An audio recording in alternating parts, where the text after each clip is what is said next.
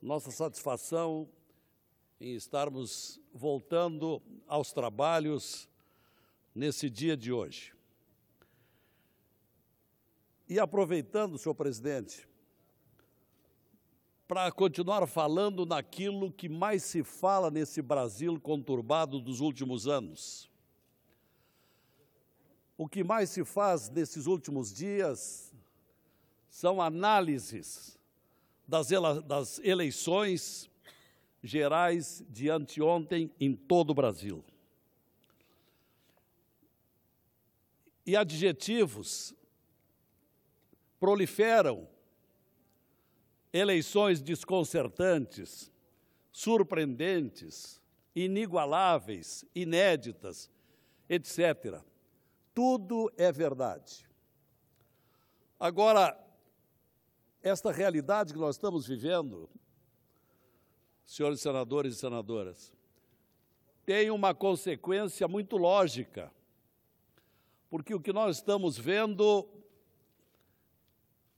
é que as urnas falaram aquilo que as ruas pediam há bastante tempo.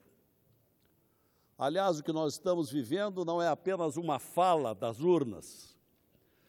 Estamos vivendo um veemente grito das urnas. O grito da indignação, da insatisfação, da necessidade de mudar os rumos da realidade deste país tão enxovalhado nos últimos anos. Deste Brasil mencionado em toda parte como um dos países mais corruptos do planeta. Neste Brasil de tantos desvios dos recursos públicos, do desrespeito ao dinheiro público, da decadência do ensino, da falta de verbas para carências como da saúde, das escolas, das estradas, da segurança pública. Esse foi o grito das urnas. E nós não podemos ignorar, desprezar este grito. Nós precisamos nos inserir neste apelo que os eleitores brasileiros manifestaram anteontem para a perplexidade de uma grande parte que esperava por mudanças, mas pouquíssimos acreditavam que fossem tão profundas como acusaram as urnas. Então, a minha primeira palavra, senhor presidente, senadores, é de que não é possível ignorar daqui para adiante o que disseram os brasileiros que no seu direito democrático foram às urnas protestar e dizer que tudo isso que está aí não serve. Nós precisamos de novas administrações, precisamos de reformas estruturantes, precisamos de respeito ao dinheiro público, precisamos de disciplina, de seriedade. E não se fale, como alguns têm dito, alguns jornais têm escrito, que o que se vê é o resultado, uma volta ao conservadorismo.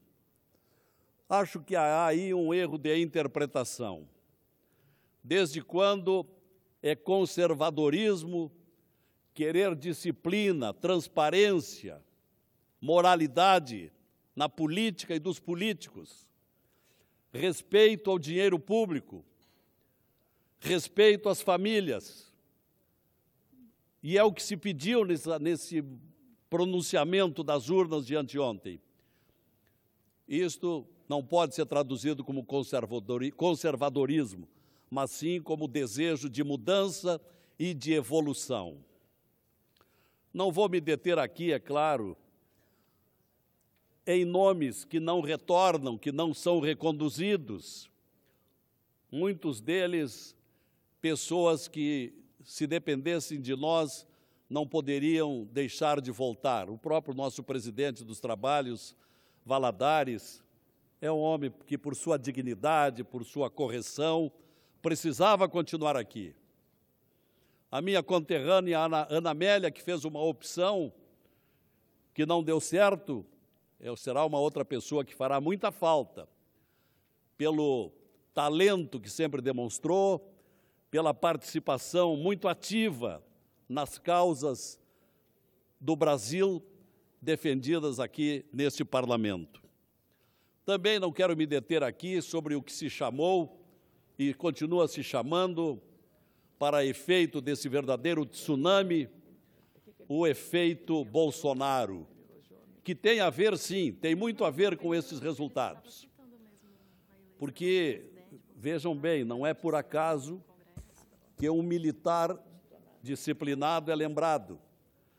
E não é por acaso que tantos militares estão sendo eleitos por esse Brasil afora. Porque o militar tem a imagem do respeito à lei, da austeridade, da disciplina, e o Brasil precisa de disciplina. Estou satisfeito com o meu partido, senhor presidente. O PSD passa a ter a terceira bancada aqui no Senado Federal. Com 7 senadores, passaremos a ser a terceira, a maior bancada do Senado, o que nos permitirá, pelo estatuto do partido, a lutar muito, unanimemente, unissonamente, pelas causas que o Brasil reclama há muito tempo. Por outro lado, ao lembrarmos que não podemos desprezar esse apelo, esse grito das urnas, não podemos deixar de tomar outras atitudes daqui por adiante com aquelas grandes causas, aqueles grandes projetos que foram desprezados nesses últimos tempos, que não foram trazidos à pauta do Senado Federal ou da Câmara dos Deputados. Senado Federal que está tendo uma renovação de 85%. Das 54 vagas colocadas em disputa nesta eleição de anteontem, 47 passam a ter outros nomes aqui no Senado Federal. Da mesma forma que na Câmara dos Deputados houve uma renovação nesse pleito de 45%. Assim como a Assembleia Legislativa do meu estado teve uma renovação de 51%. Isto é, a palavra renovação é a palavra de ordem no Brasil. E esta ordem dos brasileiros nós precisamos obedecer. Não é possível que alguém queira continuar o que se fazia aqui no Congresso Nacional e particularmente no Senado. Eu mesmo tenho frustração por causas pelas quais tanto lutei, mas não tiveram continuidade. Como, por exemplo, a quebra do sigilo nas operações do BNDES. E nós haveremos de voltar no próximo ano a exigir esta discussão, uma vez que foi tão enxovalhado, tão malbaratado o Banco Nacional de Desenvolvimento Econômico e Social. Da mesma forma, o projeto de mudança de critérios para indicação dos ministros do Supremo Tribunal Federal.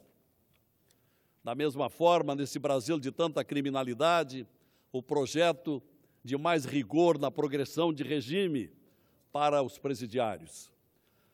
Causas que não tiveram eco, que não tiveram prosperidade, entre elas também um apelo que fiz reiteradamente ao presidente da Comissão de Constituição e Justiça, que jamais me deu ouvidos, para que trouxéssemos de volta à discussão as 10 medidas anticorrupção.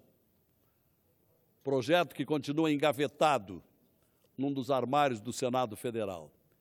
Enfim, nesta volta aos trabalhos, nesta terça-feira de hoje, a minha palavra é de que se respeite a vontade do eleitorado brasileiro, a vontade das mudanças às quais estamos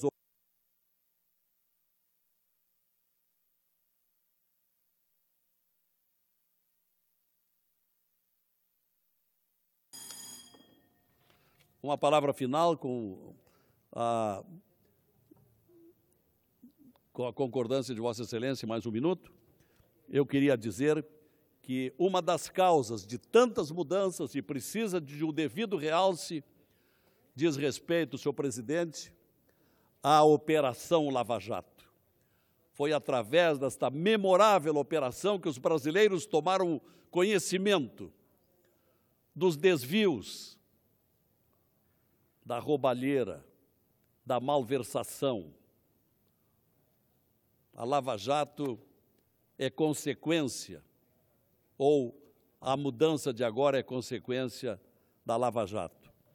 E, por fim, uma palavra sobre a importância das mídias sociais que se fez neste pleito de anteontem. As mídias sociais tiveram um papel relevantíssimo, relegando ao segundo plano, mas com vantagens, aquele logro dos marqueteiros e a desimportância do rádio e televisão, porque muitos candidatos sem rádio e televisão tiveram atuações exponenciais neste pleito. São lições sobre as quais temos muito ainda a falar neste restante de ano e principalmente no ano das mudanças, o ano de 2019. Obrigado, senhor presidente.